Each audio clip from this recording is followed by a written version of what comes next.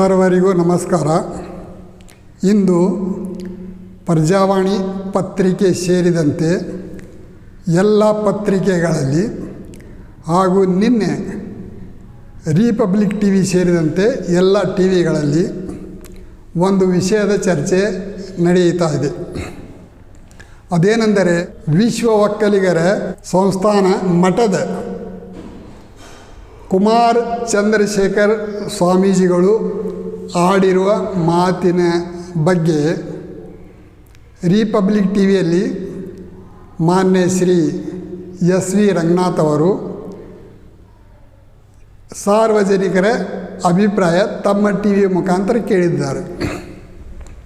ಅದರಲ್ಲಿ ಸ್ವಾಮೀಜಿಗಳ ಆಡಿದ ಮಾತುಗಳು ಅಭಿಪ್ರಾಯವೋ ಪ್ರಚೋದನೆಯೋ ಅಂತ ಒಂದು ಕ್ವಶನ್ ಹಾಕಿದ್ದಾರೆ. ಇಲ್ಲಿ ಅಭಿಪ್ರಾಯ ಪ್ರಚೋದನೆ ಅನ್ನುವ ಬದಲಾಗಿ ಅದು ಒಂದು ಸಾಂದರ್ಭಿಕ ವಿಷಯ ಎಂದು ನಾನು ಭಾವಿಸಿದ್ದೇನೆ. ಭಕ್ತರ ಉತ್ಸಾಹದ ವ್ಯಾಮೋಹದಲ್ಲಿ ಅಥವಾ ಯಾವುದೇ ಒಂದು ವಿಚಾರದ ವ್ಯಾಮೋಹದಲ್ಲಿ ಸ್ವಾಮೀಜಿಗಳು ಮುಸಲ್ಮಾನರಿಗೆ ಮತದಾನದ ಹಕ್ಕು ಹಿಂಪಡೆಯಬೇಕೆಂದು ಹೇಳಿಕೆ ನೀಡಿದ್ದಾರೆ.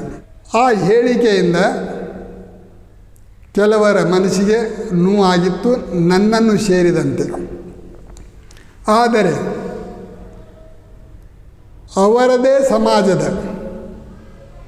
ಹಲವಾರು ಧೀಮಂತ ನಾಯಕರು ಆ ವಿಷಯವನ್ನು ಖಂಡಿಸಿದ್ದಾರೆ. ಆ ಎಲ್ಲ ನಾಯಕರಿಗೆ ನಾನು ಅಭಿನಂದನೆ ಸಲ್ಲಿಸುತ್ತೇನೆ.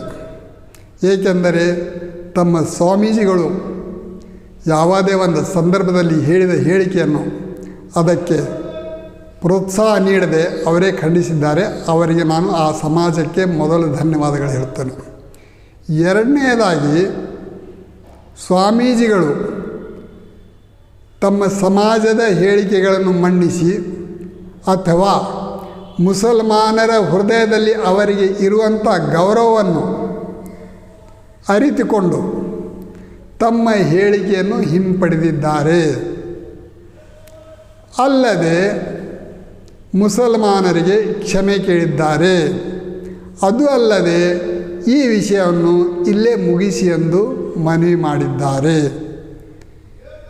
ಸ್ವಾಮೀಜಿಗಳ ಈ ಪರಿವರ್ತನೆಗೆ ನಾನು ಧನ್ಯವಾದ ಹೇಳುತ್ತಾ, ನನ್ನ ಬೆಂಬಲಿಗರೊಂದಿಗೆ ಸ್ವಾಮೀಜಿಗಳಿಗೆ ಧನ್ಯವಾದ ಹೇಳುತ್ತಾ,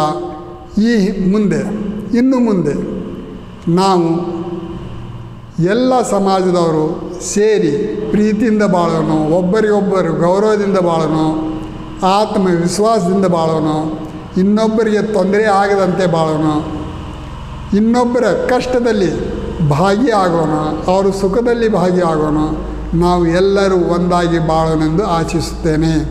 ಅದಕ್ಕೆ ಕಾರಣ ಶಿವ ಅನ್ನಿ, ಈಶ್ವರ ಅನ್ನಿ ಅಥವಾ ಅಲ್ಲ ಅನ್ನಿ, ಆತ ನಮಗಾಗಿ ಈ ಸುಂದರವಾದ ಒಂದು ಜಗತ್ತು ಸೃಷ್ಟಿ ಮಾಡಿದ್ದಾನೆ. ಆ ಜಗತ್ತಿನಲ್ಲಿ ಭಾರತ ಅತಿ ಉತ್ತಮ ಸ್ಥಾನದಲ್ಲಿದೆ. ಭಾರತದಲ್ಲಿ ನಮ್ಮ ಕರ್ನಾಟಕ ಅತಿ ಉತ್ತಮ ಸ್ಥಾನದಲ್ಲಿದೆ. ಇದನ್ನು ಕಾಪಾಡಿಕೊಳ್ಳಲು ನಾವೆಲ್ಲರೂ ಒಬ್ಬರಿಗೊಬ್ಬರು ಸನ್ಮಾನಿಸಿ ಗೌರವಿಸುವುದು, ಪ್ರೀತಿಸುವುದು ನಮ್ಮ ಕರ್ತವ್ಯ ಆಗಿದೆ ಎಂದು ಭಾವಿಸಿದ್ದೇನೆ. ನಾನು ಹಜರತ್ ಅಬ್ದುಲ್ ಕರೀಂ ಹಾಶಿಂ ಪೀರ್ ದೇಸಾಯಿ, ಕನ್ನಡ, ಹಿಂದಿ, ಉರ್ದು ವಿಚಾರವಾದಿ, ಕ್ರಾಂತಿಕಾರಿ ಕವಿ, ರಾಷ್ಟ್ರೀಯ ಅಧ್ಯಕ್ಷ ನವರಂಗ್ ಕಾಂಗ್ರೆಸ್ ಪಾರ್ಟಿ, 9731269463. ಧನ್ಯವಾದಗಳು.